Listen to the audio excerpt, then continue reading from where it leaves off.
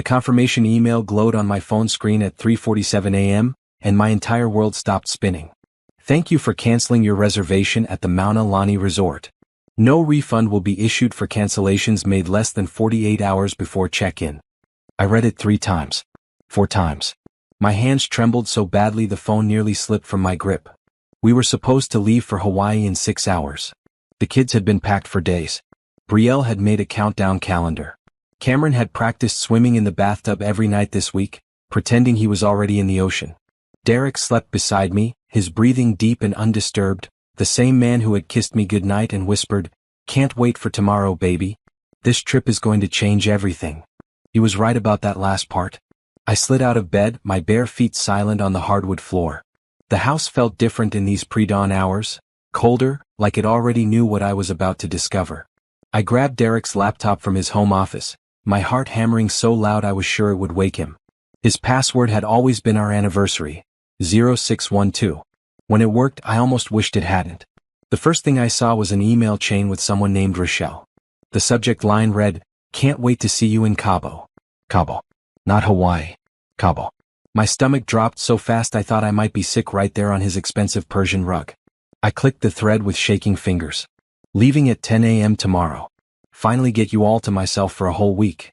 The villa is perfect, right on the beach. Can't believe we're finally doing this. The response from Derek, sent at 11:47 p.m., less than 4 hours ago after he'd kissed me goodnight. Been waiting for this for months. Told us the trip was canceled due to hotel issues. She bought it. See you soon, beautiful. The room tilted. I gripped the edge of his desk, trying to remember how to breathe. 12 years. 12 years of marriage, 2 children, a life I thought we'd built together, and here he was, planning to leave me and the kids behind while he flew to Mexico with another woman. But I kept reading because something told me there was more. There's always more. I found it in a folder labeled Investment Properties, dozens of documents I'd never seen before. Property deeds. Mortgage statements. Bank accounts I didn't know existed. And there, in a spreadsheet titled Portfolio Overview, I saw a number that made my blood run cold. $847,293. $847,293. I opened our joint savings account app with trembling hands. The balance read $12,458. Last month it had been $212,000. Last month we had been planning this family trip, celebrating Cameron's birthday, talking about Brielle's private school tuition. He had taken almost everything. Nearly $200,000 from our joint accounts, liquidated without my signature, probably forged, and somehow, impossibly, he built that money into almost $850,000 through real estate investments I knew nothing about. Investments made in his name only. Properties I had no legal claim to. Money that came from my inheritance when my father died. Money from the business I'd given up to raise our children. Money from 12 years of partnership, or what I thought was partnership. I scrolled through property addresses in Austin, Atlanta, Charlotte. Rental income statements. Projected returns. He'd been building a real estate empire on my sacrifice, my trust, my inheritance, and he'd planned it all carefully, meticulously. And now he was going to disappear to Mexico with Rochelle, leaving me with almost nothing. The sun was starting to rise, soft light creeping through the office window. In a few hours, Brielle and Cameron would wake up, run downstairs with their suitcases, ready for the adventure they'd been dreaming about for months. They'd ask why Daddy looked nervous. They'd wonder why we weren't leaving for the airport. And Derek would stand there, look them in their sweet, trusting faces and lie. He would tell them the hotel made a mistake. He would comfort them while they cried. He would probably take them for ice cream, play the devoted father, and then he would catch his real flight to Cabo while I dealt with their broken hearts. Unless I stopped him. I heard movement upstairs, Derek's morning routine starting. Shower running. Soon he'd be down here, smiling at me, asking if I was excited, maintaining this elaborate performance right up until the moment he walked out our door. My phone buzzed. A text from my best friend Natasha. So excited for you guys. Have the best time in Hawaii. Send pics. Airplane hibiscus. Another email notification. This one from American Airlines. Reminder. Your flight to Cabo San Lucas departs at 10:15 a.m. I looked at the screen, then at the laptop, then at the folder of financial documents that represented Derek's betrayal, his theft, his complete dismantling of our life together. Something in me shifted. It wasn't sadness, not yet. That would come later. Right now, it was rage, pure and crystalline and clarifying. He thought he was smart. He thought he'd planned everything perfectly. He thought I was too trusting, too focused on the kids, too comfortable in our life to ever check, to ever question, to ever fight back. He was wrong. I heard his footsteps on the stairs. I closed the laptop and walked to the kitchen, started the coffee maker like this was any other morning. Like I didn't know.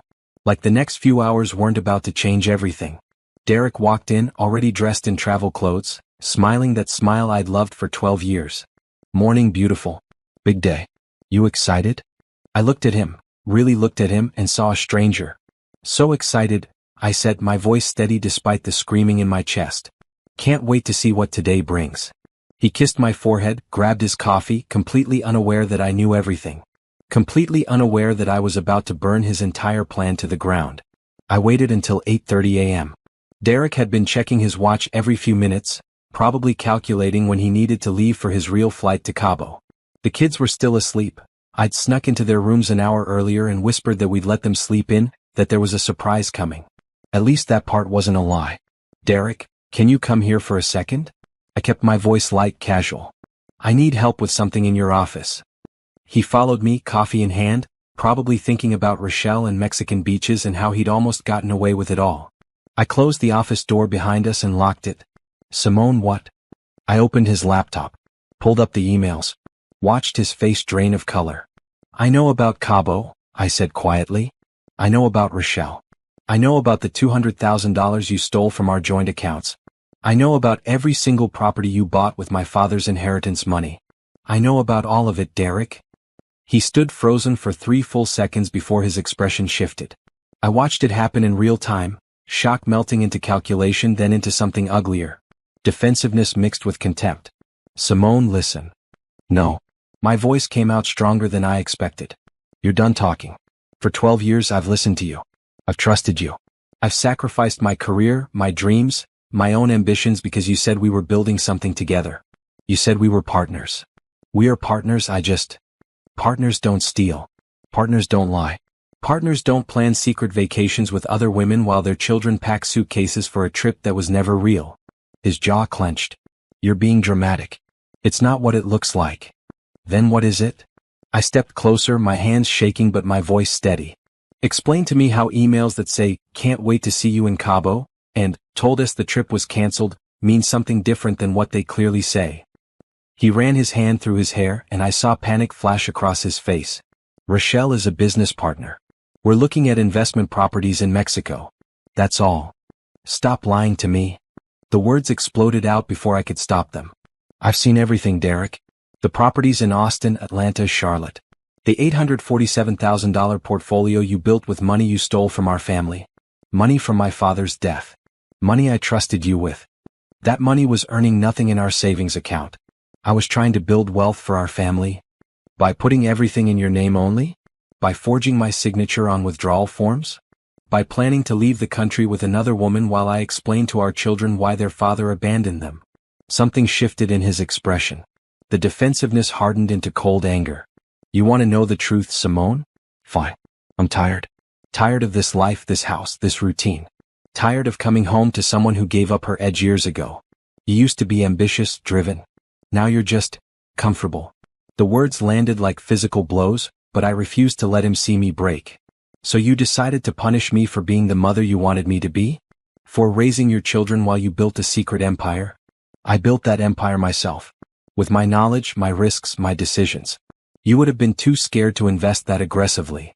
You didn't give me a choice. My voice dropped to something dangerous. You stole from me, lied to me, and now you're trying to justify it by saying I wasn't good enough for you anymore. He checked his watch again. 8:47 a.m. His flight was in less than 90 minutes. I need to go, he said, moving toward the door. I didn't budge from where I stood. You're not going anywhere. Simone, move. I've already called my attorney, Beverly Stone. She's filing an emergency petition this morning for a restraining order and a temporary freeze on all accounts in your name. I've documented everything. Every email, every property deed, every transaction. I've sent it all to her, to my financial advisor, and to a secure cloud storage. You can't delete it. You can't hide it. His face went pale. You can't do that. Those are my investments. Made with my money. My inheritance. Money that should have been in marital accounts, Not hidden in your name only. You committed fraud, Derek. Financial abuse. And if you try to leave for that airport, I'll have you arrested for theft and fraud before you make it through security. You're bluffing. I pulled out my phone and showed him a text thread with Beverly Stone. Her most recent message, sent 10 minutes ago, all papers filed. Sheriff's deputy standing by if needed. Do not let him leave the house. Derek stared at the screen, then at me. For the first time, I saw real fear in his eyes. This is insane. You're overreacting. I'm protecting my children and my future. Something you stopped caring about the moment you decided Rochelle and beach villas were more important than your family. A soft knock on the door made us both jump. Brielle's voice, small and worried. Mom? Dad. Why is the door locked? My heart shattered. I looked at Derek, saw him realize what came next. The moment he'd have to face his daughter and admit the truth, or watch me do it for him. We're about to have a very honest conversation with our children, I said quietly. You're going to sit there and you're going to let them hear the truth. All of it. Simone, please. Or I call the deputy right now and you explain to them why you're being escorted out in handcuffs. He slumped into his desk chair, defeated. For 12 years I'd loved this man, built a life with him, trusted him completely. And now, watching him crumble under the weight of his own lies, I felt nothing but cold determination. I unlocked the door. Brielle stood there in her pajamas, Cameron peeking out from behind her. Both of them looked confused, scared. Come here, babies, I said, pulling them close. Mommy needs to talk to you about some changes that are happening. But I need you to know no matter what, you're safe. You're loved. And we're going to be okay. Brielle looked past me to her father and I saw her piece it together in real time. She was so smart. Too smart. We're not going to Hawaii, are we? No, sweetheart. We're not. Cameron's lip trembled. Why not? I looked at Derek, giving him one last chance to be honest, to be the father these children deserved. He opened his mouth, closed it, then dropped his head into his hands. So I told them the truth. Age-appropriate, gentle but honest. Their father had made some very bad choices. He'd lied about the trip. He'd hurt our family. And things were going to be different now, but we would get through it together. Cameron started crying. Brielle went rigid, her face an unreadable mask. And Derek sat there, silent, unable to even look at them. In that moment, I knew with absolute certainty, I'd already won. Because he'd lost the only things that had ever really mattered. And I was just getting started. By noon, Derek was gone. Not to Cabo, Beverly's restraining order and asset freeze had seen to that, but to his brother's apartment across town, escorted by a deputy who'd made it clear he couldn't return to the house without supervision. I stood in our bedroom, his closet half empty, and felt nothing. Just a strange, hollow calm. Brielle hadn't spoken since I'd told them the truth. She'd gone to her room, closed the door quietly, and hadn't come out. Cameron had cried himself to sleep on the couch, his face pressed against his favorite stuffed elephant. My phone rang. Natasha. I'm on my way over, she said before I could even say hello. Don't argue. I'm bringing food, wine, and my laptop. We need to see exactly what that snake did to your finances. Tasha, I can't. Yes, you can. And you will. Because you're not doing this alone. She hung up before I could protest. 20 minutes later, she was at my door, arms full of takeout containers and a leather briefcase that meant business. Natasha Reed had been my best friend since our freshman year at Howard University. We'd pledged the same sorority, shared an apartment senior year, and stood beside each other at our weddings. She'd built a successful career as a financial advisor while I'd stepped back from my marketing consulting work to raise Brielle and Cameron. Looking at her now, sharp blazer, designer bag, confidence radiating from every pore, I felt something I hadn't expected, envy mixed with pride. She'd kept building her empire. I'd let mine crumble. Stop it, she said, reading my face like she always could. I can see you spiraling. Don't you dare compare your journey to mine. You made choices for your family. There's no shame in that. He called me comfortable. Said I'd lost my edge. Natasha set down the food and pulled me into a fierce hug. Derek is a thief and a liar. His opinion stopped matching the second he stole from you. Now sit down. We're going to fix this. She spread documents across my dining room table, printouts I'd emailed her earlier, plus new ones she'd pulled from financial databases I didn't even know existed. Okay, she said, laptop open, glasses perched on her nose in that way that meant she was in full professional mode. Let's talk about what we're dealing with. Derek transferred $198,450 from your joint savings over a 6-month period. Small transfers, nothing that would trigger automatic alerts. He knew exactly what he was doing. Can we prove it was unauthorized? That's the tricky part. Technically, he had access to the joint account. But, she pulled up another document. He forged your signature on 3 separate investment forms. I compared them to your actual signature on file at the bank. They're close but not perfect. An expert will catch it. So we can prove fraud? Absolutely. But here's where it gets interesting. She turned the laptop toward me. These properties he bought? Austin, Atlanta, Charlotte. They're worth more than he paid. A lot more. The Austin property alone has appreciated $180,000 in 18 months. My stomach twisted. So he was right? It was a good investment. Made with stolen money. That doesn't make it his. Natasha's expression was fierce. In a divorce, assets acquired during marriage are marital property, even if they're in one person's name. And when we prove he committed fraud to acquire them, the court will not be kind to him. What does that mean for me? It means, sweetie, you're about to be a very wealthy woman. When this is done, you'll own half of everything he tried to hide from you. Maybe more, given the circumstances. The words hung in the air. Half of $847,000. Over $400,000. More money than I'd seen in years of marriage, more than I'd had in my account since my father died. I don't want his money, I whispered. I just want my kids to be okay. Then use it to make them better than okay. Use it to rebuild.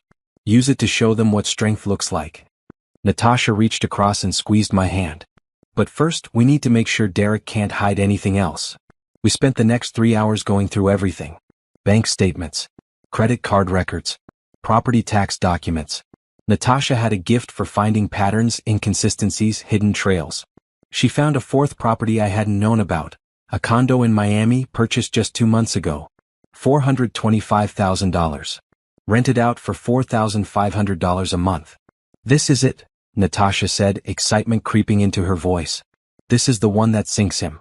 Look at the purchase date. February 14th. Valentine's Day. Want to bet who he bought it for? She pulled up the rental listing. The photos showed a luxury waterfront condo, floor-to-ceiling windows, modern furniture, everything staged perfectly. And in one photo, reflected in a mirror in the background, a woman with long dark hair holding a champagne glass. Rochelle. He bought her a condo, I said flatly. With my inheritance money. For Valentine's Day. Yep. And he's been renting it out when she's not there, pocketing the income. This isn't just fraud, Simone. This is calculated, premeditated financial abuse. He's been planning this for over a year, maybe longer. The doorbell rang. I jumped, my nerves shot. Natasha went to answer it while I sat there, staring at the photo of Rochelle in the condo my father's death had paid for. Simone. My mother's voice, warm and concerned. Baby girl, what's going on? Lorraine Jenkins swept into the dining room like a force of nature. At 62, my mother was still striking. Silver locks pulled back elegantly, deep brown skin that seemed to defy age, and eyes that could read me better than anyone alive. She took one look at my face, then at the papers spread across the table, and her expression hardened. Tell me everything, she said, pulling out a chair. And don't leave anything out. So I did. I told her about the canceled trip, the emails, the money, the properties, Rochelle, the condo. Everything poured out in a rush of words and tears I'd been holding back all morning. Mom listened without interrupting, her hand covering mine on the table. When I finished, she was quiet for a long moment. Your daddy would be proud of you, she finally said. Proud? Mom, I let Derek steal from me for months. I didn't even notice. You trusted your husband. That's not weakness, that's love. But what you did this morning, that's strength. You found the truth, you protected yourself, and you stood up for your children. That's my daughter. That's who you've always been. Tears spilled down my cheeks. I don't feel strong. I feel stupid. Stupid would be taking him back. Stupid would be believing his lies.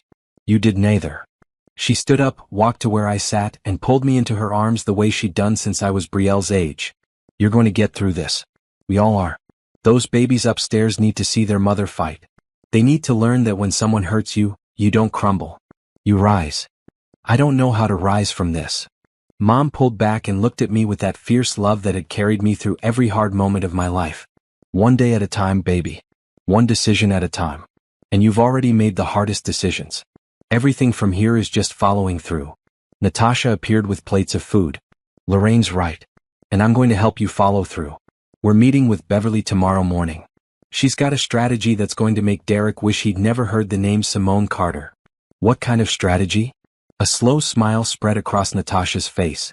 The kind where you end up with everything you deserve. And he ends up with exactly what he earned, nothing but consequences. For the first time since 3:47 a.m., I felt something other than pain and rage. I felt hope. Small, fragile, but real. Upstairs, I heard Brielle's door open. Footsteps on the stairs. She appeared in the dining room doorway, eyes red from crying, but her expression determined. "Mom," she said quietly, "can I help?" I looked at my daughter, 9 years old and already so much stronger than I'd been at twice her age, and made a decision. "Yes, sweetheart. You can help. Come here." She sat beside me and I showed her the papers. Age-appropriate versions. Explained what Daddy had done and what we were doing to fix it.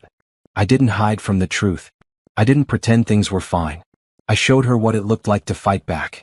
And when Cameron woke up and shuffled into the room, thumb in mouth, looking lost, I pulled him onto my lap and told him the same thing.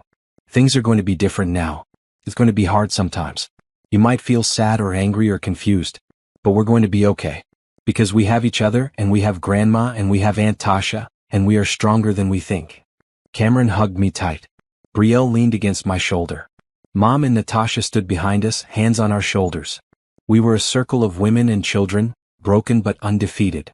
And Derek had no idea what was coming for him.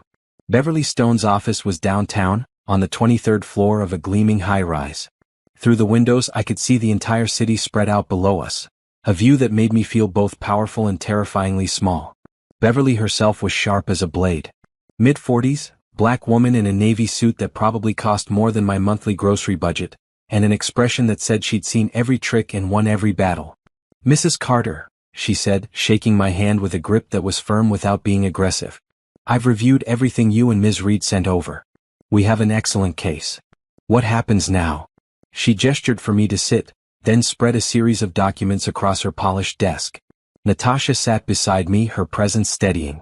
"Now we go to war," Beverly said simply. "But strategic war. Smart war. We're not just going after your money back. We're making sure Derek Carter learns what happens when you steal from your family."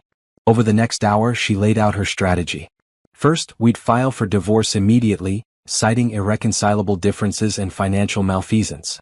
The emergency asset freeze was already in place, which meant Derek couldn't sell, transfer, or hide any more properties. Second, we'd subpoena all financial records from the last 3 years. Every bank account, every credit card, every investment. Natasha had already identified the major threads, but Beverly wanted to dig deeper. "Men like your husband rarely hide just one thing," she explained.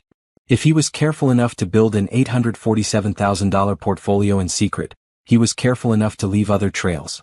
We need to find them all." Third, and this was the part that made my stomach twist, we'd depose Rochelle. "She's the other woman," Beverly said bluntly. "But she's also a witness. If Derek told her about the money, the properties, his plans, she can testify to his intent. Premeditation matters in financial abuse cases. Won't she just lie to protect him?" Beverly's smile was sharp. "She might try. But she's also in legal jeopardy herself. If she knew the Miami condo was purchased with fraudulently obtained funds, she could be charged as an accessory. When people realize they might face criminal charges, they tend to become very forthcoming." "You'd actually charge her?" "I'd threaten to. The DA is a friend. She owes me a favor." Beverly leaned back in her chair. "Simone, I need you to understand something. This isn't just about money. This is about making an example. Derek thought you were weak, that you'd never fight back. We're going to show him and anyone else who thinks they can abuse their spouse financially that there are consequences. Real ones." I thought about Brielle's face yesterday, the way she'd gone silent when she realized the truth. About Cameron's tears. About 12 years of my life I'd given to a man who'd repaid me with theft and betrayal. "What do you need from me?" "Everything. Every email, every conversation you remember about finances, every time he discouraged you from checking accounts or made decisions without you. We're building a pattern of financial control and abuse. The clearer the pattern, the stronger our case." For the next 2 hours I talked. Beverly and Natasha took notes, asked questions, pieced together a timeline. Derek had always handled the finances. I trusted him, thought it was one less thing to worry about. But looking back now, I saw the red flags I'd missed. How he'd dismissed my suggestions about financial planning. "I've got it covered, baby. Don't worry." How he discouraged me from reopening my consulting business. The kids need you home. We don't need the extra income. How he'd convinced me to put my father's inheritance into our joint account, then slowly moved it out. Better growth opportunities. You'll see. Every memory was a knife, but I forced myself to remember them all. When we finally finished, Beverly looked satisfied. This is good. Very good. We'll have everything filed by end of week. The divorce hearing is scheduled for 3 weeks from now. I pulled some strings to fast-track it given the fraud concerns. 3 weeks. That felt both too fast and agonizingly slow. 3 weeks until we get temporary orders in place. Full divorce will take longer, but we'll have custody, child support, and temporary asset distribution handled quickly. What about Derek? What can he do in 3 weeks? With the asset freeze? Not much. But his attorney will fight back. They'll argue he had authority to make investment decisions, that he was growing marital assets for the family's benefit, that you're overreacting to a relationship issue. A relationship issue, I repeated flatly. That's how they'll spin it. Fair yes. Stupid yes. But not theft. Not fraud. They'll say the money was always marital property, just invested differently. But the forged signatures will help us. But we need to be prepared for this to get ugly. Derek's not going to go down quietly. When men like him get cornered, they get desperate. Beverly's expression was serious. Which brings me to my next point. Safety. Safety? Has Derek ever been violent? Aggressive? Threatened you? No. Never. He's not. Derek isn't like that. You didn't think he was a thief either, Natasha said gently. Not trying to scare you, but Beverly's right. We need to be careful. Beverly nodded. I'm not saying he will be violent. Most white-collar fraudsters aren't. But I've seen situations escalate when money's involved. Large amounts of money. I want you to consider a few precautions. She outlined them. Changing locks, already done. Security cameras, I could install them this week. And keeping a record of all communication with Derek. No in-person meetings without a witness. Everything documented.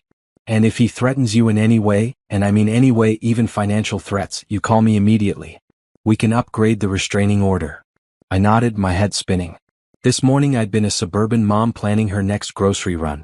Now I was discussing restraining orders and legal strategies like they were normal parts of life. Maybe they were now. Beverly walked us to the door. Simone? One more thing. This is going to be hard. Emotionally exhausting. But you're doing the right thing. For yourself and your children. Don't let anyone make you doubt that. Thank you, I managed. Outside, in the elevator down, Natasha squeezed my hand. You okay? I don't know. This all feels surreal. It is surreal. But you heard Beverly, we have a strong case. Derek's going down, and you're going to come out of this with your dignity, your money, and your freedom. What if I don't want to do this anymore? What if I just want things to go back to normal? Natasha stopped the elevator between floors, pressed the emergency stop button. Turned to face me fully. Simone. Look at me. There is no going back. Normal doesn't exist anymore. Derek destroyed it when he stole from you and planned to abandon you. The only direction now is forward. And forward means fighting. I'm tired of fighting. It's been 2 days and I'm already exhausted. I know. But you know what's more exhausting? Letting him win. Letting him take your father's money, your future, your self-respect. You think you're tired now? Imagine how tired you'd be spending the next 20 years knowing you let him get away with it. She was right. I knew she was right. She restarted the elevator. Besides, you're not doing this alone. You have me. You have your mom. You have Beverly. And once this is over, you're going to rediscover something you forgot. What? How badass you actually are. Despite everything, I laughed. A real laugh, the first in days. We stepped out into the parking garage. The afternoon sun was bright, almost offensive in its cheerfulness. But for the first time since seeing that email at 3:47 a.m., I felt like maybe I could handle this. Maybe I was stronger than I thought. My phone buzzed. A text from an unknown number. We need to talk. Please. I can explain everything. D. I showed it to Natasha. She grabbed my phone, typed back with quick, angry fingers. All communication goes through our attorneys. Do not contact me directly again. Set. Blocked the number. Handed my phone back. That, she said, is how we handle Derek from now on. No explanations, no second chances, no more lies. Just lawyers and consequences. I saved his blocked contact to show Beverly later. Documentation. Everything documented now. As I drove home, I thought about Brielle and Cameron, probably with my mom right now, eating snacks and watching cartoons and trying to feel normal. They deserved better than a father who stole from them. They deserved a mother who fought back. And that's exactly what they were going to get. The next 2 weeks were a blur of documents, depositions, and discoveries that kept getting worse. Natasha had been right. Derek hadn't just hidden one secret. He'd hidden dozens. She'd hired a forensic accountant named Gerald Harper, a quiet man in his 50s who looked like somebody's gentle uncle but had a reputation for finding money people thought they'd buried deep. He'd spent 5 days examining every financial transaction Derek had made in 3 years. What he found made my stomach turn. We sat in Natasha's office, surrounded by printouts and spreadsheets, while Gerald walked us through it. "Mrs. Carter, your husband has been systematically moving money out of your joint accounts for 27 months, he said, his voice matter-of-fact, like he was discussing weather. Starting small, $2,000 here, $3,500 there. Amounts below the threshold that would trigger alerts. He transferred them to an account in his name only, then moved that money into various investment vehicles. We knew about the real estate," I said. "The real estate is just part of it." Gerald pulled up another document. "He also has a brokerage account with $127,000 in stocks, a cryptocurrency wallet with approximately $43,000, and, this is interesting, a LLC registered in Delaware called Carter Investments, LLC. A company? He started a company? 6 months ago. It owns 2 of the rental properties, which makes them business assets. He likely thought it would protect them in a divorce, make them harder to claim as marital property." Natasha leaned forward. "Will it? Not when we prove the LLC was funded entirely with fraudulently obtained marital funds. If anything, it shows premeditation. He was planning for a divorce before he even asked for one." The words hit me like a physical blow. 6 months ago, Derek had been planning his exit while I'd been organizing Cameron's birthday party, while I'd been planning our anniversary dinner, while I'd been living in a marriage I thought was real. "How much total?" I asked. "Altogether, how much did he take?" Gerald consulted his spreadsheet. "From your joint accounts, $198,450. From your personal account that you'd added him to when your father died, another $67,000. He leveraged that money through real estate investments, which appreciated significantly. Current total value of all assets purchased with marital funds, $1,043,278. Over $1 million. My father's inheritance, money he'd saved his whole life working double shifts as a postal worker, had been turned into $1 million empire I'd known nothing about. Here's the part that will interest Judge Okafor," Gerald continued. "Mr. Carter made 16 separate purchases over 2 years. Every single one required paperwork. Mortgage applications, investment forms, LLC registration documents. On 11 of those documents, your signature appears. But I never signed them." "Exactly. Which means 11 counts of forgery. Add in the unauthorized transfers, and we're looking at potential criminal charges if the DA decides to pursue this." "Criminal charges?" My voice came out small. "Like jail? Financial fraud at this scale?" "Potentially. Though first-time white-collar offenses often get plea deals, probation, restitution. But the threat of criminal charges will strengthen our position in the divorce." After Gerald left, I sat in Natasha's office, staring at the city through her window. She brought me tea I didn't drink. "Simone," she said gently, "I know this is overwhelming. He could go to jail. The father of my children could go to prison. He committed crimes. I know he did. But Brielle and Cameron, how do I explain to them that their father's in prison? How does that help them?" Natasha was quiet for a long moment. "You're a better person than me, you know that? After everything he did, you're still worrying about protecting him." "I'm not protecting him. I'm protecting them." "Then let me ask you this. What teaches them a better lesson? That their father faced consequences for his actions?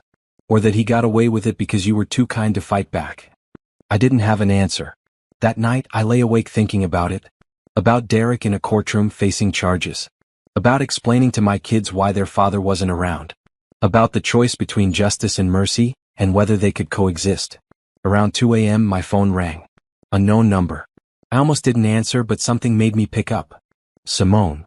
Derek's voice, rough with exhaustion or alcohol or both. "Please just listen. How did you get this number?" "I blocked you. Borrowed a phone. Please, I just need 5 minutes." I should have hung up. Instead, I walked downstairs, careful not to wake the kids or my mother sleeping in the guest room.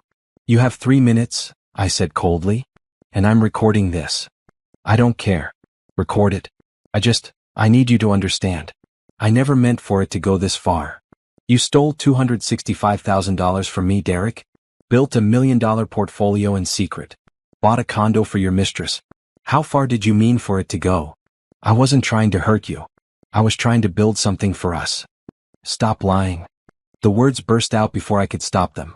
I'm so tired of your lies. If you were building something for us, why was everything in your name only? Why forge my signature? Why plan to leave me with nothing while you vacationed in Mexico? Silence on the other end. Then, I was scared. Of what? Of you. Of this. Of being the failure. His voice cracked. My dad lost everything in the 2008 crash. Lost the house, his savings, everything. I watched it destroy him. I swore I'd never let that happen to my family. So I started investing, small at first, then bigger. And I was good at it, Simone. Really good. Every property I bought appreciated. Every investment paid off. So why hide it? Because you would have been scared. You would have said it was too risky. You would have wanted to keep everything safe in savings accounts earning nothing while inflation ate it away. I knew if I showed you the returns, proved it worked, you'd understand. You didn't give me a chance to understand. You just stole from me. It wasn't stealing. It was our money. You forged my signature 11 times, Derek. That's not investment strategy. That's fraud. Another long silence. Are you really going to have me arrested? Send the father of your children to prison? And there it was. The manipulation, the guilt trip, the attempt to make this my fault. I'm not sending you anywhere, I said quietly. You sent yourself there the day you decided lies and theft were acceptable. You did this. Not me. Simone, please. I'm begging you. We can fix this. I'll sign over half the properties right now. Give you everything you want. Just don't press charges. Don't destroy our family like this. You already destroyed it. The moment you chose Rochelle and beach condos over your wife and children. I'm just cleaning up your mess. I never slept with her. What? Rochelle. I never slept with her.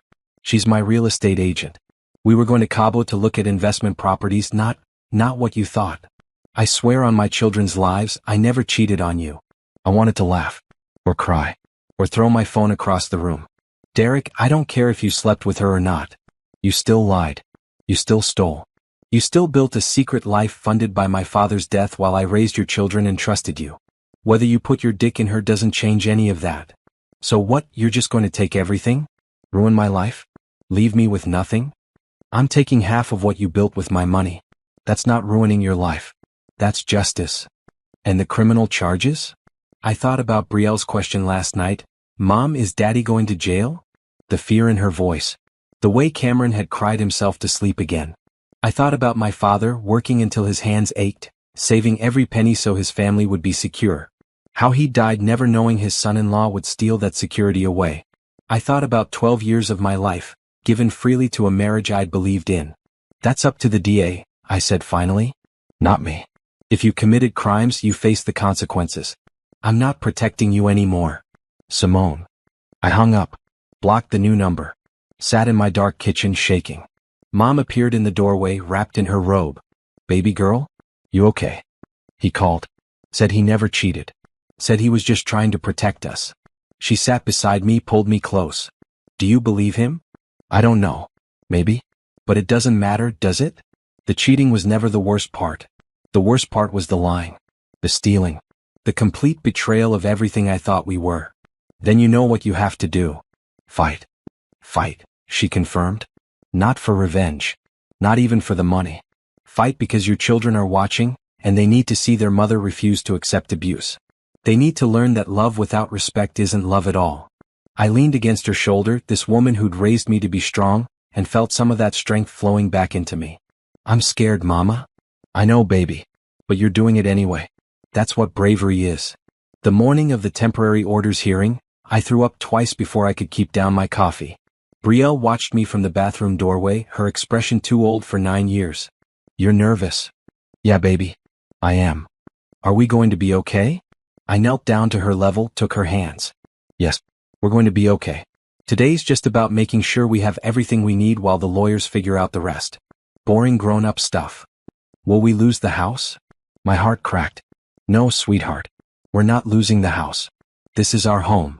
She nodded, but I could see the worry still etched on her face. Kids aren't stupid. They know when adults are scared even when we try to hide it. Mom arrived at 8 to stay with the kids. She squeezed my shoulders. Go show that judge who you are. Show her that Jenkins women don't break. The courthouse was downtown, all marble and echoing hallways and people in suits moving with purpose. Beverly met me outside the courtroom, looking sharp as ever in a charcoal suit. You ready? No. Good. Nerves keep you sharp. Remember what we talked about? Answer questions honestly, don't volunteer extra information, stay calm. Judge Okafor is fair but tough. She doesn't tolerate games. We walked in. The courtroom was smaller than I'd expected from TV shows. Wooden benches, high ceiling, the judge's bench looming at the front. And there, across the aisle, sat Derek with his attorney. I hadn't seen him in 2 weeks. He looked thinner, tired, like he hadn't been sleeping. When our eyes met, he looked away quickly. Good. You should be ashamed. All rise. The Honorable Judge Patricia Okafor presiding. Judge Okafor was a black woman in her mid-50s, silver hair pulled back severely, dark eyes that missed nothing. She settled into her seat and opened the file. Carter versus Carter. Petition for temporary orders regarding custody, support, and asset protection. She looked at both attorneys. This is a preliminary hearing, not a trial. I'm here to make temporary determinations until the final divorce decree. Understood? Yes, Your Honor, Beverly and Derek's attorney said in unison. Good. Mr. Patterson, your client is the respondent. He may speak first.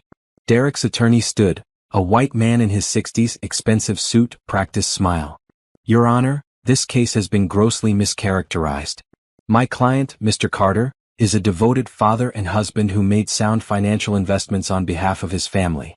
While there were perhaps some communication issues in the marriage, there was no theft, no fraud, no malicious intent. Counsel, Judge Okafor interrupted. I've read the forensic accounting report. 11 forged signatures. $265,000 transferred without joint authorization. An LLC created secretly. These are not communication issues. Please don't insult my intelligence. Patterson cleared his throat. Your Honor, in any marriage, one spouse often handles finances. With the knowledge and consent of the other spouse. Continue, but stick to facts relevant to the temporary orders. I felt a surge of hope. Judge Okafor wasn't buying his nonsense.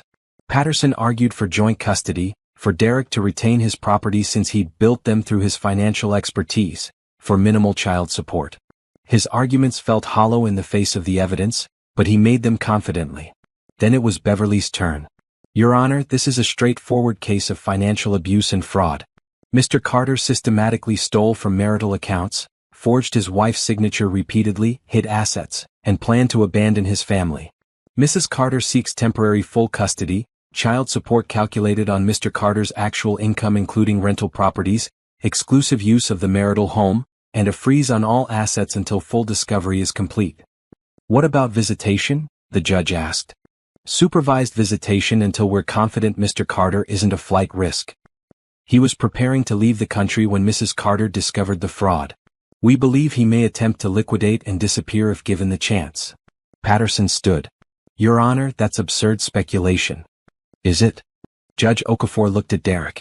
Mr. Carter, did you or did you not book a flight to Cabo San Lucas scheduled to depart the same day your wife discovered your financial deception? Derek stood reluctantly. I did, Your Honor, but...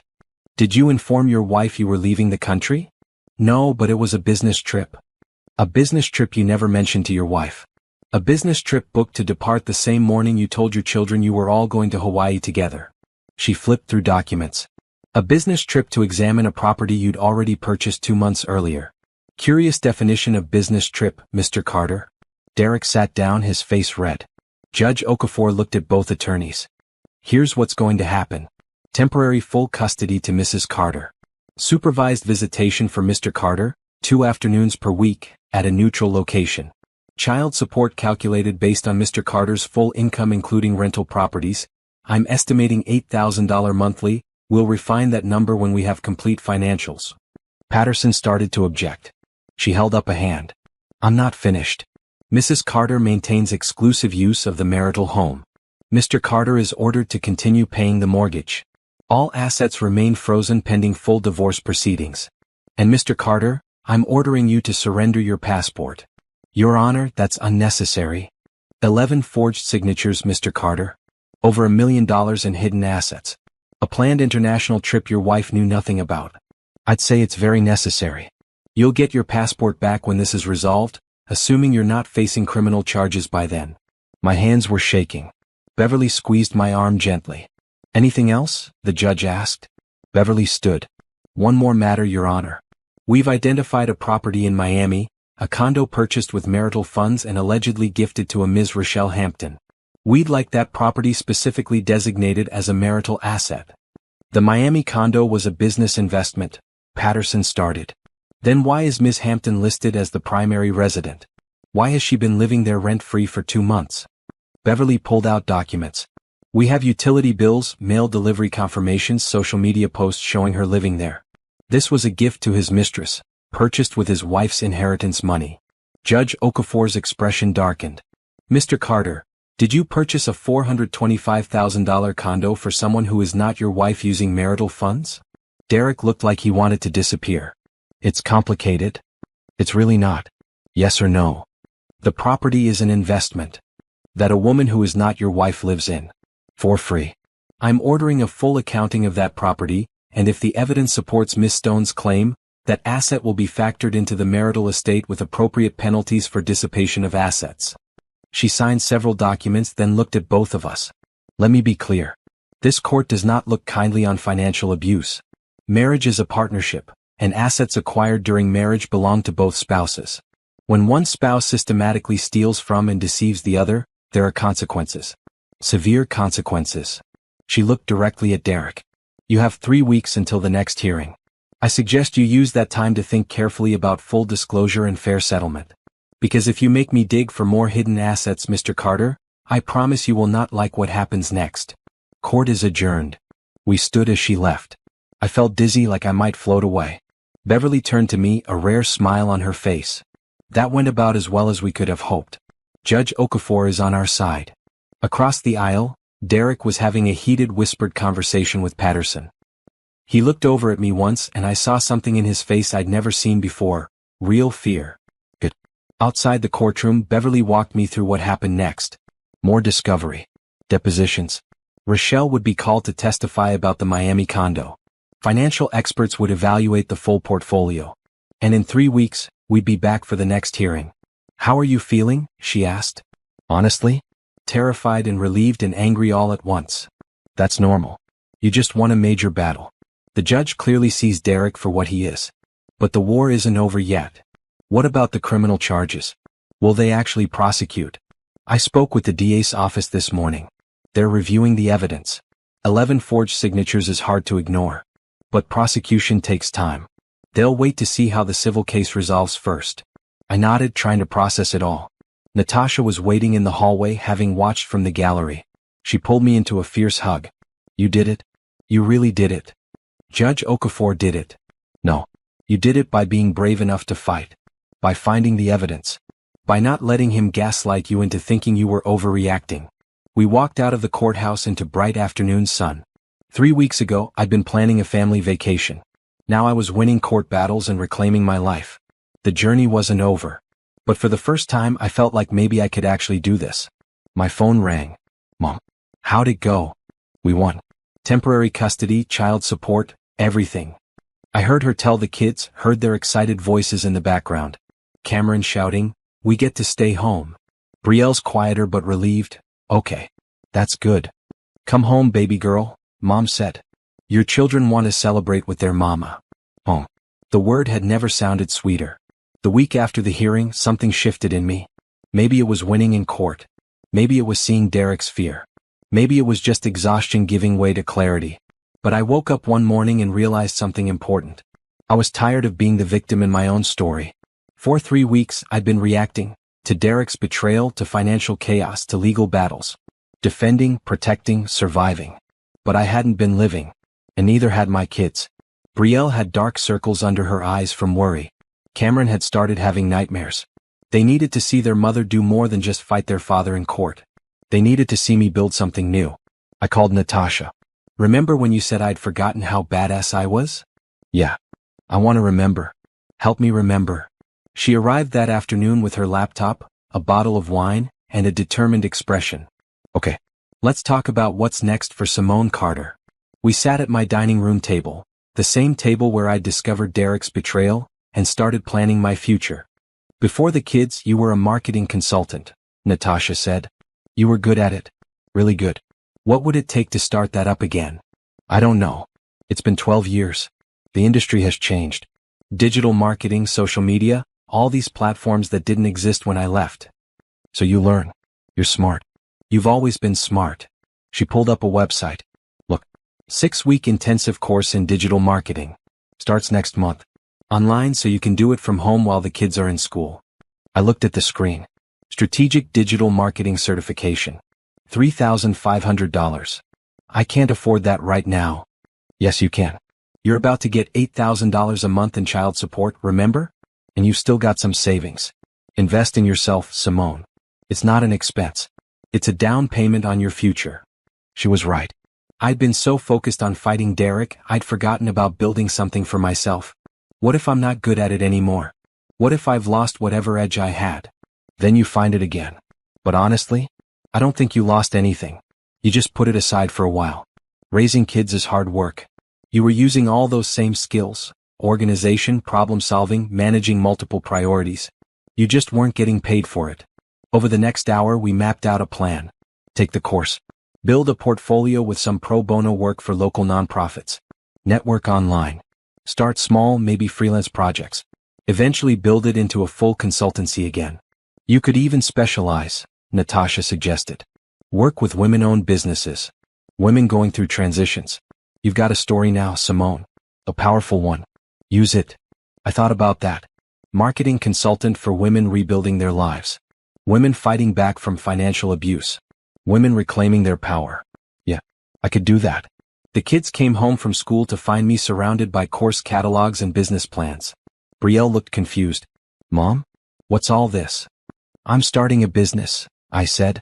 Well, restarting. I used to help companies with their marketing before you were born. I'm going to do it again. Why? Because we're not just surviving anymore, baby. We're building something new. Something better. Something that's ours. Cameron climbed into my lap, sticky hands from his after-school snack. Will we still have time for stories? Always. Business happens during school hours. Evenings are for you. He seemed satisfied with that. Brielle studied the papers spread across the table. Can I help? How? I'm good at computers. I could help you with social media or something. I pulled her close. Yes, sweetheart. You can help. When you're a little older, we'll make you my social media manager. She smiled, a real smile, the first I'd seen in weeks. That night, after the kids were asleep, I enrolled in the digital marketing course. Paid the $3,500 with shaking hands, terrified and excited in equal measure. Then I did something I hadn't done in years. I updated my LinkedIn profile. Changed my status from stay-at-home parent to marketing consultant, taking on new clients. Within an hour, I had 3 messages from old colleagues. People I hadn't talked to in a decade, surprised to see me back, asking what I'd been up to. I told them the truth. Not the details, but the core of it. I'd taken time to raise my family and now I was ready to rebuild my career. The responses were overwhelmingly supportive. 2 offered to grab coffee. 1 mentioned a friend who needed marketing help for a new bakery. It wasn't much, but it was a start. Over the next 2 weeks, I threw myself into the course. Studied during school hours. Took notes. Completed assignments. Learned about SEO and content marketing and social media algorithms. It was harder than I expected. Technology had evolved so much, but also exciting.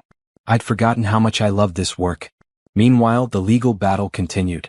Rochelle's deposition was scheduled. Derek's full financial disclosure was due. Beverly filed motions. Documents piled up. But I wasn't consumed by it anymore. Yes, I was fighting Derek in court. But I was also building something bigger than revenge or justice. I was building my future. One afternoon, Mom sat with me while I worked on a class project. Your daddy would be so proud of you, baby. I wish he could see this. He can. And he sees you taking that inheritance he left, the money Derek tried to steal, and turning it into something powerful. Not just money. Purpose. She was right. The money would matter, It would give me security, give my kids opportunities. But what mattered more was reclaiming my identity. Remembering I was more than a wife, more than a mother. I was Simone, and I had value beyond what I gave to other people. The digital marketing course introduced me to a life coach named Dominique Price as a guest speaker. She was a black woman in her early 40s who'd built a successful consulting business helping women entrepreneurs. Her story resonated with me, divorced, rebuilt her life, now thriving. After the webinar, I reached out. "Hi, I'm going through a divorce and starting over. Your story really inspired me. Any advice?" She responded within an hour. "Let's talk. Coffee next week?" We met at a cafe downtown. Dominique was elegant, confident, the kind of woman who walked into a room and commanded attention without trying. "Tell me your story," she said. So I did. The whole thing. Derek, the money, the properties, the court battle. She listened without interrupting, nodding occasionally. When I finished, she leaned back. "You know what I hear in your story? Strength. You found out your husband betrayed you, and within hours you documented everything, hired an attorney, and started fighting. That's not a victim. That's a warrior. I don't feel like a warrior. I feel like I'm barely holding it together. That's what warriors feel like. You think courage means not being scared? Courage means being terrified and doing it anyway. And you are doing it. The legal battle. The course. Rebuilding. That's not barely holding it together. That's thriving under pressure." Her words settled into me, warm and affirming. "What's your end game?" she asked. "After the divorce, after you reclaim your money, after you build your business. What does success look like for you?" I thought about it. Freedom. Financial freedom, so I never have to depend on anyone again. Emotional freedom, so my kids grow up knowing their mother is strong. And purpose. I want to help other women who've been where I am. Then let's make that happen. I mentor women entrepreneurs. Usually I charge for it, but your story matters. Let's work together. Build something that not only supports you financially but creates meaning. I can't afford. Did I say anything about payment? Consider this my contribution to your rebuild. I believe in you, Simone. Let me help you believe in yourself. I fought back tears. Why would you do that for me? Because 15 years ago I was you. Divorced, broke, starting over. A woman I didn't know gave me a chance, believed in me when I couldn't believe in myself. Now I pay it forward. We shook hands, and just like that, I had a mentor. Someone who saw potential in me even when I couldn't see it myself. Walking to my car, I called Natasha. "I think things are actually going to be okay." "Of course they are. I've been telling you that for weeks." "No, I mean really okay. Not just surviving. Actually thriving." "That's my girl. You're remembering who you are." And she was right. I was remembering. The woman I'd been before Derek, before kids, before I'd sacrificed my dreams for someone else's vision of our life. That woman was smart, capable, strong. That woman was still me. I just had to let her out. Rochelle Hampton's deposition was scheduled for a Wednesday morning at Beverly's office. I wasn't required to be there, but Beverly suggested it. Sometimes seeing the other woman face to face brings closure. And honestly, your presence might make her more nervous, more likely to slip up. So I went. Rochelle arrived 10 minutes late, dressed in designer clothes that probably cost more than my monthly grocery budget. She was younger than I'd expected, maybe 32, 33. Tall, thin, confident until she saw me sitting next to Beverly. Then her confidence cracked just a little. The court reporter set up her equipment. Derek's attorney Patterson was there, looking irritated. Beverly reviewed the ground rules, then nodded to the reporter. "State your full name for the record." "Rochelle Marie Hampton." "Ms. Hampton, how do you know Derek Carter?" "He's a client. I'm a real estate agent. I've helped him acquire several investment properties over the past 2 years." "Just a client? Nothing more?" Rochelle's eyes flicked to Patterson, who nodded slightly. "We're friends, but it's primarily a business relationship." Beverly slid a document across the table. "These are email exchanges between you and Mr. Carter. Can you explain what you mean by, 'Can't wait to have you all to myself in Cabo'? That seems rather intimate for a business relationship." Rochelle's face flushed. Derek was going to look at properties in Cabo. I was going to show him some options. The phrasing was just, friendly. "Friendly," Beverly repeated flatly. She produced another document. "What about this text message? Missing you already. 2 more weeks until Mexico and I have you all to myself. That's from you to Mr. Carter, sent while he was on a family vacation with his wife and children. Still just friendly?" We're close. We spend a lot of time together for business. It's natural to miss someone you work with frequently. Ms. Hampton, let's discuss the Miami property. The condo at 1847 Ocean Drive, purchased in February for $425,000. Who lives there? I do. And what's your monthly rent? Silence. Ms. Hampton, what do you pay in rent each month? I don't. It's complicated. It's actually quite simple. Either you pay rent or you don't. Which is it? Rochelle looked at Patterson again. He leaned forward. My client advises Ms. Hampton not to answer questions that might implicate her in legal matters. Beverly smiled. It wasn't a nice smile. Your client can advise whatever he wants, but Ms. Hampton is under oath. Refusing to answer is its own kind of answer. Let me rephrase. Have you ever paid rent to live in the Miami property? No. Has Derek Carter paid rent to live there? No. So you're living in a $425,000 condo, purchased with marital funds belonging to Mr. Carter and his wife, paying no rent. For how long? Since March. 7 months. And you're aware that Mrs. Carter had no knowledge of this property? Derek said his marriage was over. That they were separated. Really? Because they were living together, sleeping in the same bed, and planning a family vacation when he purchased this property for you. Does that sound separated? Rochelle's voice got small. He said they were working out the details? That the divorce was coming.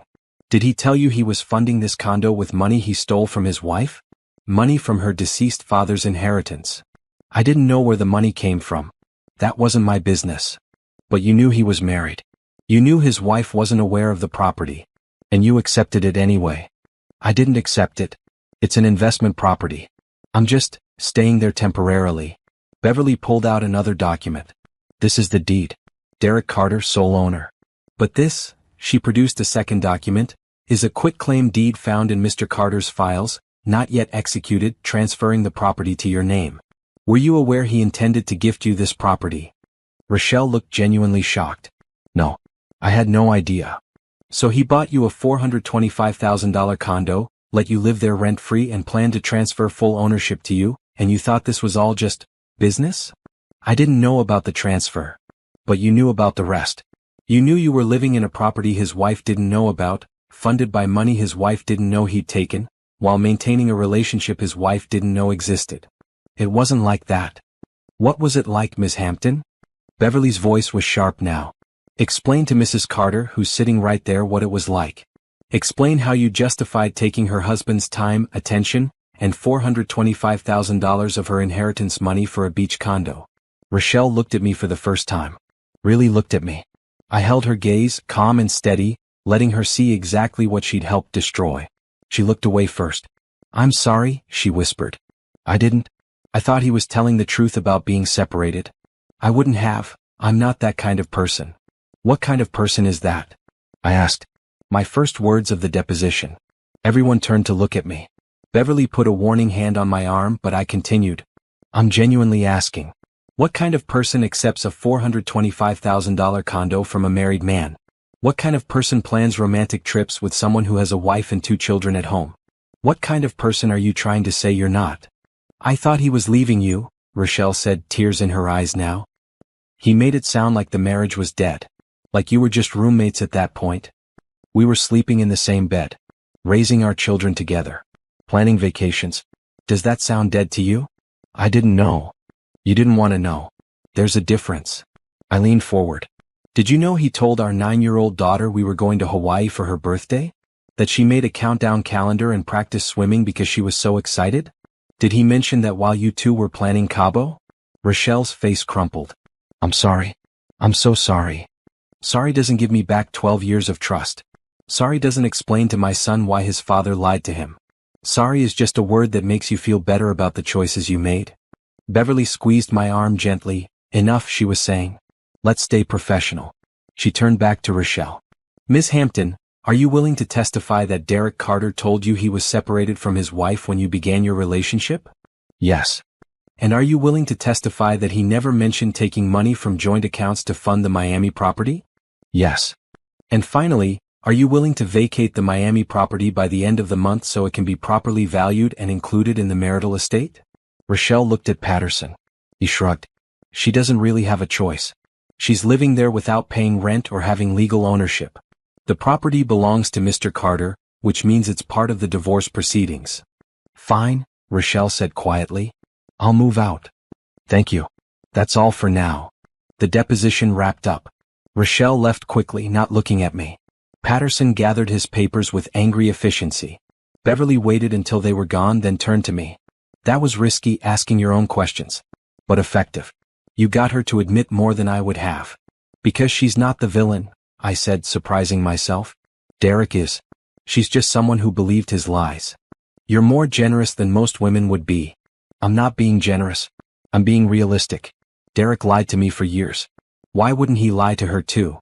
Outside, Natasha was waiting in the lobby. How'd it go? Rochelle's moving out of the Miami condo. Admitted Derek told her we were separated. Basically gave us everything we needed. Good. One more asset recovered. Tasha, do you think Derek really believed he was doing the right thing? That he'd convinced himself investing our money without telling me was somehow noble? She considered it. Maybe at first. But after the first few lies, after the first forged signature, he had to know it was wrong. He just chose to keep going anyway. Because he could. Because I wasn't paying attention. Because he thought I was too comfortable, too trusting, too weak. Stop. You weren't weak. You were a wife who trusted her husband. That's not weakness. That's what marriage is supposed to be. Supposed to be. But wasn't. We drove home in comfortable silence. I thought about Rochelle, about the tears in her eyes when she'd realized what she'd been part of. About Derek, living in his brother's apartment, his $1 million empire frozen by court order. About myself, 3 weeks ago versus now. 3 weeks ago, I'd been a woman whose world had shattered. Now I was a woman rebuilding, taking classes, making plans, fighting legal battles, raising her children, moving forward. Not healed. Not yet. But healing. And that was enough for now. 3 days before our scheduled divorce hearing, Patterson called Beverly with a settlement offer. Beverly put him on speaker so I could hear. My client is willing to concede 60% of the marital estate to Mrs. Carter, full custody of the children with standard visitation, and continued payment of the mortgage on the family home. In exchange, Mrs. Carter drops any pursuit of criminal charges. 60% of what he stole from her? Beverly's voice was ice. Your client seems confused about how this works. It's a generous offer considering. Considering what? That he committed fraud? That a judge already sided with Mrs. Carter in temporary orders? That we have 11 counts of forgery documented? She looked at me, eyebrows raised. I shook my head. Not enough. Counter offer, Beverly continued. 75% of all assets acquired with marital funds. That includes the properties, the LLC, the investment accounts, everything. Full custody with supervised visitation until Mr. Carter completes a financial honesty course and demonstrates trustworthiness. He continues paying the mortgage and pays all legal fees accrued by Mrs. Carter. And we don't pursue criminal charges, yet. That remains on the table if he violates any terms. 75%? That's unconscionable. No, stealing from your wife is unconscionable. Forging her signature 11 times is unconscionable. Buying your mistress a condo with your father-in-law's inheritance money is unconscionable. 75% is mercy. We could push for 90 and probably get it based on asset dissipation alone. Tell your client he has 24 hours to accept, or we proceed to hearing and let Judge Okafor decide. And we both know how that will go. She hung up before Patterson could respond. I stared at her. 75%? Can we actually get that? Honestly? Yes. The dissipation of assets, the Miami condo especially, gives us grounds to argue for a higher percentage. When one spouse uses marital funds for an affair, courts punish that. Art. Combined with the fraud, the forged signatures, the secret LLC, Judge Okafor would likely award you 70, maybe 75% without us even asking. What's that come to in actual money? Beverly pulled out her calculator. Total marital estate, after accounting for the properties, investments, and appreciation, is approximately $1,043,000. 75% of that is $782,250. Add in the house equity, subtract what Derek owes on various mortgages, and you're looking at roughly $650,000 in liquid assets plus the house. $650,000. More money than I'd ever imagined having. What happens if he doesn't accept? We go to hearing. Judge Okafor rules. Could be better for you, could be slightly worse. But given how that temporary orders hearing went, I'm betting better. My phone rang. Dominic, Sorry, I need to take this. I stepped out of Beverly's office. Hey yourself. How's the warrior doing today? I told her about the settlement offer. About 75%. About Derek having 24 hours to decide. How do you feel? She asked. Terrified. Excited.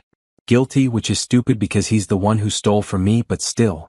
Guilty that I'm taking so much. You're not taking anything. You're reclaiming what's yours. There's a difference.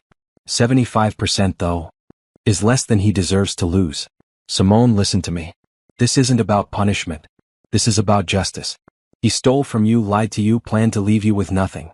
You fought back and won. That's not greed. That's survival. What if the kids resent me someday? What if they think I destroyed their father? Then you tell them the truth. That their father made choices that had consequences. That you protected them and yourself the best way you knew how. That love doesn't mean accepting abuse. She was right. I knew she was right. But the guilt lingered anyway. That night I couldn't sleep. I kept thinking about Derek, about the man I'd married 12 years ago. That Derek had been kind, ambitious, funny. We'd had dreams together. We'd built a life. When had he changed? Or had he always been this person and I just refused to see it? Around 2 a.m. I gave up on sleep and went to my computer. Opened the folder with all the financial documents. Looked at the timeline Gerald had created. The first unauthorized transfer, 27 months ago. Right after my father died. Right after that $67,000 inheritance hit our joint account. He'd seen my grief as an opportunity. Something cold settled in my chest, burning away the guilt. He'd waited until I was at my lowest, mourning my father, and used that moment to start stealing. That wasn't a good man making mistakes. That was calculated. Predatory. I thought about Brielle watching me fight back. About Cameron learning what strength looked like. About the woman I'd been 3 weeks ago versus the woman I was becoming. I pulled out my phone and texted Beverly, accept nothing less than 75%.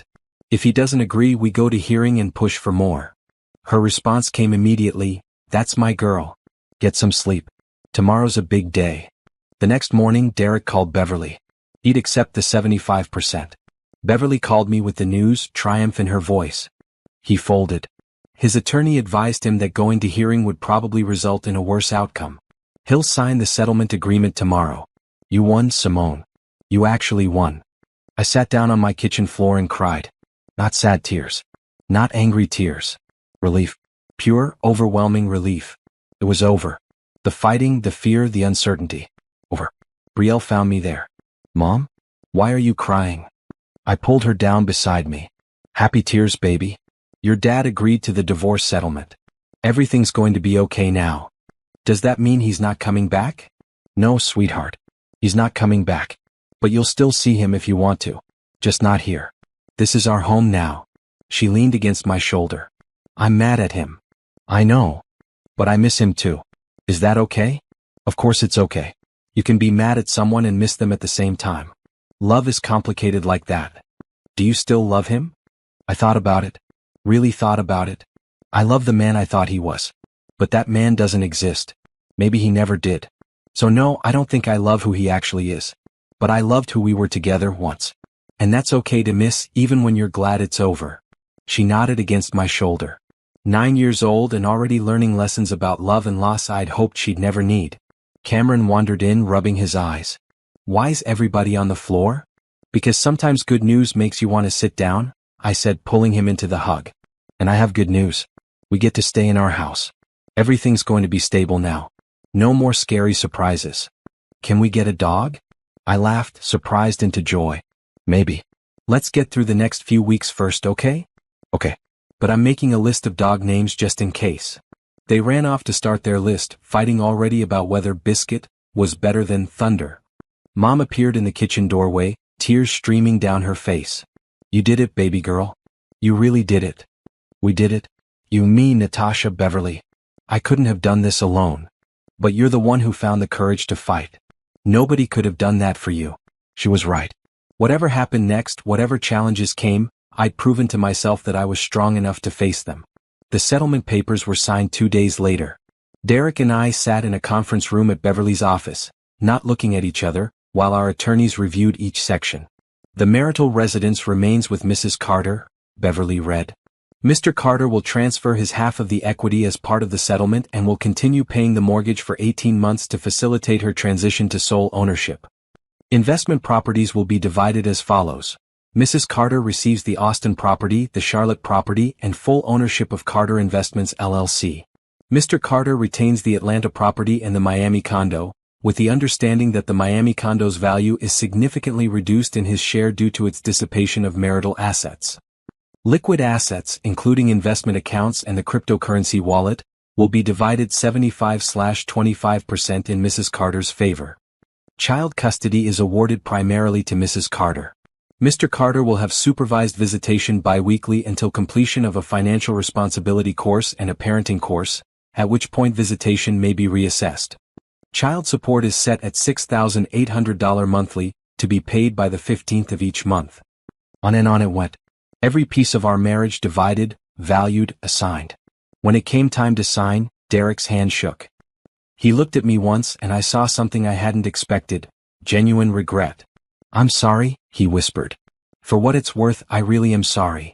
I looked at him, this man I'd loved, who'd betrayed me, who taught me I was stronger than I knew. "I hope you figure out what you were trying to prove. I hope you learn something from this.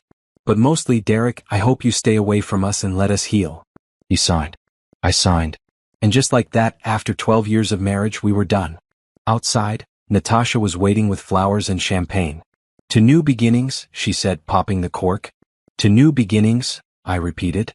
That night, after the kids were asleep, I sat in my home office, Derek's old office, now mine, and looked at the settlement agreement. At the numbers that represented my future. $650,000 in assets. A house. A business I was building. 2 healthy, resilient children. A mother who loved me. Friends who'd stood by me. Not the life I'd planned. But maybe a better one. I opened my laptop and sent my first business email as Simone Carter Consulting. "Hello, I'm a marketing consultant specializing in helping women-owned businesses grow. I'd love to discuss how I can help you reach your goals." Sent it to the bakery owner Natasha's friend had mentioned. To a nonprofit that needed help with their fundraising campaign. To 3 other small businesses I'd identified as potential clients. Then I opened a new document and started writing. 10 lessons I learned rebuilding my life after financial betrayal. Maybe someday I'd turn it into a book. Maybe I'd use it in workshops to help other women. Maybe it would just be for me, a record of how I'd survived the worst and came out stronger. But I was writing it. Creating something. Moving forward. The past 3 weeks had broken me and remade me. I wasn't who I'd been when I'd found that email at 3:47 a.m. I was someone better. Someone fiercer. Someone who knew her worth. Someone who would never let anyone steal her power again. 6 months later. I stood on the balcony of my new downtown loft, watching the sunset paint the city in gold and orange. This wasn't the suburbs anymore. This wasn't the house I'd shared with Derek. This was mine, a space I'd chosen, designed, paid for with money I'd fought to reclaim. The marital house had sold for $485,000. With my equity and Derek's share transferred to me, I'd walked away with $340,000 after paying off the mortgage. Combined with my settlement assets, I had the freedom to choose my next chapter. I'd chosen luxury. Not the false luxury Derek had built with stolen money. Real luxury. Earned luxury. The kind that came from knowing every dollar was mine, every decision was mine, every risk and reward was mine. The loft was sleek, modern, everything I'd never allowed myself when I was married. Black granite counters, floor-to-ceiling windows, a view that made me feel like I was flying. 3 bedrooms, one for me, one for each of the kids, and they decorated them however they wanted. Brielle's was covered in posters of her favorite singers. Cameron's looked like an art studio, paintings covering every wall. "Mom?" Cameron called from inside. "Aunt Tasha's here." I walked back in to find Natasha setting up for our business meeting. 6 months ago, she'd offered to invest in Simone Carter Consulting. Now we were partners in a marketing and financial consulting firm specifically for women entrepreneurs, women who'd been through transitions, trauma, rebuilding. Our client list had grown faster than we'd expected. 12 active clients, 3 more in the pipeline. Women who saw my story online, who'd gone through divorces or financial abuse or just needed someone who understood what it meant to start over. I wasn't making millions. Not yet. But I was making enough. And more importantly, I was making a difference. "Okay," Natasha said, pulling out her laptop. "Let's talk about the New York opportunity." A major women's business conference had invited me to speak. My story, from betrayed wife to successful entrepreneur, resonated. They wanted me on their main stage discussing financial independence after divorce. It's 2,000 attendees, Natasha said. Major visibility. Could bring in 20 new clients easily. But it means going public with your story in a big way. Are you ready for that? I thought about it. About standing on a stage, sharing my pain and triumph with thousands of women. About becoming the face of financial recovery after abuse. Yes, I said. I'm ready. Dominique had been coaching me for this. Teaching me how to tell my story in a way that empowered rather than victimized. How to turn trauma into testimony, pain into purpose. She arrived an hour later for our weekly strategy session. We'd become close friends over the months. She'd been through something similar 15 years ago, and her guidance had been invaluable. I brought someone, she said, stepping aside to reveal a woman in her late 30s, nervous expression. Simone, this is Angela. She's going through a divorce. Her husband hid money. She needs help. I recognized the look in Angela's eyes. The fear, the uncertainty, the shame mixed with anger. I'd worn that expression 6 months ago. I invited her in, made tea, and listened to her story. Her husband had a secret bank account. Had been moving money for years. She'd found out when he filed for divorce and claimed they had almost nothing. What do I do? She asked, tears streaming. He says I can't prove anything. Says I'm just being paranoid. You document everything, I said. Every conversation, every transaction you can find, every statement. Then you hire a forensic accountant. I know a good one. Then you get an attorney who specializes in financial abuse. I know one of those too. And then you fight. I don't know if I'm strong enough. You are. You're here, aren't you? That's the first step. Asking for help. The rest comes one decision at a time. We talked for an hour. I gave her Beverly's number, Gerald's contact information, resources I'd compiled for women in her situation. By the time she left, she looked different. Still scared but determined. Dominique hugged me after Angela was gone. You know what you're doing now? You're saving women. The way I saved you. The way someone saved me. That's the cycle. She saved herself. I just gave her the tools. Same thing. That night, I took the kids to dinner at a nice restaurant downtown. Not because it was special occasion. Because I could. Because I'd worked hard, earned money, and wanted to celebrate being alive. Cameron ordered the most expensive thing on the kids' menu and giggled about it. Brielle got dessert even though she didn't finish her dinner. I let them because childhood should have joy and they'd been through enough. Mom, Brielle said between bites of chocolate cake. I'm proud of you. Yeah. My throat tightened. Yeah. You took something really bad and made it good. That's cool. We all did that. You guys were so brave through everything. We had to be. You were being brave first. After dinner we walked through the city. Street lamps glowing, people everywhere, the energy of urban life surrounding us. This was different from the suburbs. Louder, more chaotic, but alive in a way I'd forgotten I loved. Do you miss Dad? Cameron asked suddenly. Sometimes I miss who I thought he was.